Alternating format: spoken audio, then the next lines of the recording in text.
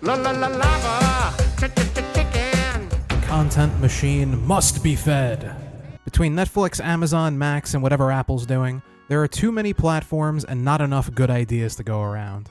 So the industry does what it always does, digs through old IP like it's mining for gold. Most of the time, this is a fruitless effort and an undertaking designed solely to create product and make money.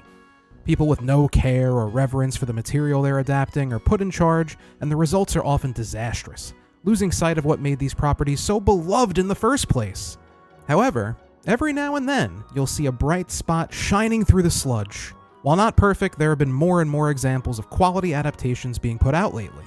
The Sonic movies, Arcane, the Super Mario Bros. Movie, The Last of Us, Fallout, Secret Level, and others are some examples of how to do an adaptation right. I still plan on getting into what makes a good adaptation versus a bad one in a future video, but today I'm here to talk about some games that deserve a well-intentioned, good-spirited adaptation made by people who love them. Let's start with a classic, shall we? Mario, Pac-Man, Sonic, Mega Man, Donkey Kong, even Tak and the Power of Juju got their own animated series targeted towards kids. So why is one of the most iconic video game mascots of all time never had his TV moment? Crash and his crazy cast of characters would be perfectly suited for a kid-friendly series. You could easily lift the formula that helped Sonic Prime become a success and give it a healthy dose of insanity with Crash & Co. I'm picturing a CG animated show in the same style, bright, expressive, slightly exaggerated, where the visual chaos of Crash's world can really shine. Big squash and stretch animation, characters bouncing off walls, spin attacks, exploding crates, all of that is meant for animation. The aesthetic of the more recent Crash game would translate perfectly to that kind of series, especially with a solid art direction that embraces the wacky Looney Tunes vibes that Crash has. These games were already stacked with humor and charm that could work wonderfully in an episodic sitcom-style format. Cortex coming up with dastardly plots each episode, a small arc where they're flung through time like in Warped, maybe even an unexpectedly profound episode, focused on Tiny, and how he is indeed not very tiny. Crash Bandicoot 4 was well received, but it didn't sell as well as many would have liked. A new cartoon could be the perfect way to help a new generation of kids discover PlayStation's first real mascot, and maybe even pave the way for more games in the franchise.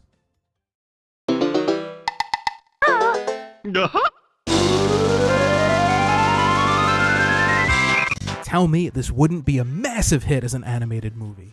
You can't because you know it's true. Bringing the bear and bird to the big screen in the same vein as the Super Mario Bros. Movie would be huge. With only 2 games worth of content to pull from, and no, we don't talk about that other one, I think a movie format would be perfect. I imagine starting with an unexpectedly heartfelt prologue showing a young Gruntilda, giving her a Big Mom-esque flashback that sets the emotional tone before we smash cut to Spiral Mountain and our laid-back heroes. 2D gets kidnapped, the music kicks in, and we're off. A charming, self-aware adventure through Grunty's castle.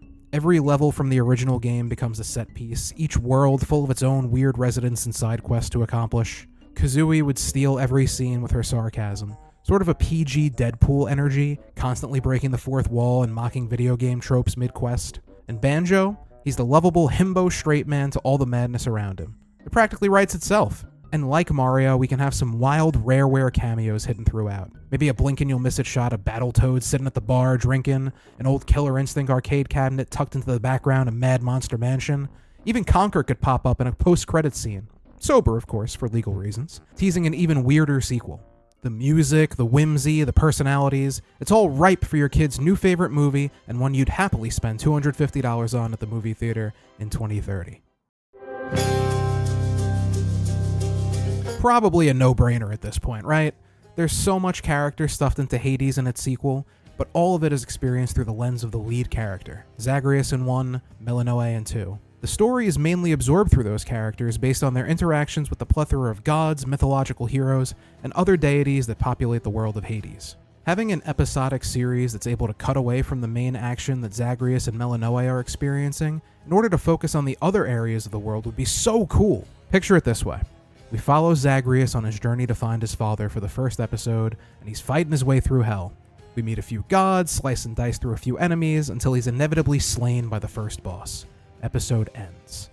Next episode, we cut away to Olympus and get introduced to all the other gods we'll be encountering on our journey and see what they're up to during the events of the game. Eventually, when we return to Zagreus, he'll be sent back to base and we'll see him have to fight his way back to where he was. Every death could serve as a way to examine a different area of the story that we're not able to see in the games. Give us more interactions with all the other colorful characters in the underworld. Delve deeper into the backstories that were only hinted at. There are so many relationships and stories that we only get glimpses of that could be further fleshed out if given a broader canvas to work on. Plus, the game's roguelike nature can be a storytelling boon here instead of a hurdle, and allow for more creative and open-ended directions to take the overarching story. And speaking of roguelikes, probably the least well-known of the games I'll be discussing here today, but it's a crime more people haven't experienced this game. Easily my game of the year of 2021, Returnal's story and horror-esque imagery would make for an incredible R-rated sci-fi action thriller. Celine's already cemented herself as not only one of my favorite female protagonists of all time, but one of the best characters introduced in the 2020s. She's so well written and authentic, harkening back to sci-fi's leading ladies like Ripley and Sarah Connor, and feels like an actual character instead of an archetype. Her journey is harrowing and deeply relatable, and one I know larger audiences would resonate with if given the opportunity. I feel one of the things that kept Returnal from becoming a bigger hit was its difficulty. Some friends I know who played it weren't even able to get to those jaw-dropping moments in the story because of how challenging the game was. With how deep and mature the story is, a movie would provide a perfect entry point for those who were intrigued by the atmosphere and the mystery, but too put off by the gameplay to experience it. Casting the right lead would be immensely important, because Returnal is a deeply lonely game. Outside of the horrific monsters and machines Celine must overcome, there wouldn't be many other characters for her to play off of in the main story. I expect there would be plenty of flashbacks like there were in the game, but I'd still like to see the crux of the movie focused on our isolated astronaut and her fight to accept the truth. Also, the ambiguous ending of the game would be a great theory bait and spawn the kind of discussion and analysis that a story of that caliber deserves. Go play Returnal!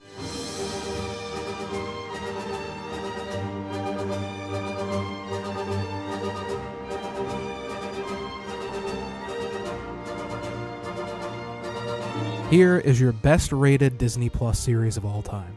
Ready, Disney? Take notes. 1 game per season. You can visit a different Disney world per episode and have some extra scenes sprinkled in to explain the going-ons of the rest of the world. You use a blend of art styles a la 2B Hero X, and use 2D animation for the 2D Disney worlds and 3D for the 3D stuff. You change things up visually like they did for the Tron and Steamboat Willie worlds. You get Yoko Shimomura to do the soundtrack. New tracks and remixes of the classics. You print money. It's really that easy. If you can manage Fortnite and all their rights nonsense, you can definitely work with Square Enix and get this done right. Do you not like money, Disney? It's right there waiting. I had to cut a few other games from this list, but maybe I'll revisit them in a future video, we'll see.